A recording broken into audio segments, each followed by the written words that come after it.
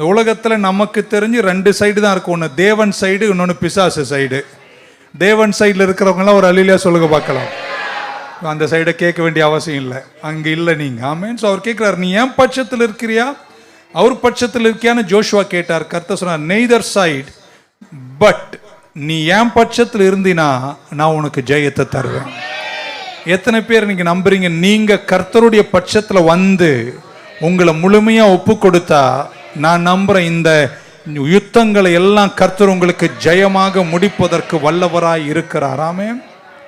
ஒரு குடும்பத்தை கவுன்சிலிங் பண்ணும்போது, ஆலோசனை சொல்லும்போது, பிரச்சனை நடக்குது, ஒருத்தர் குற்றங்களை சொல்லிகிட்டே இருக்காங்க. இவர் அப்படி, அவங்க அந்த அம்மா இவரை சொல்கிறாங்க, இந்த அம்மா அவர் சொல்கிறாங்க.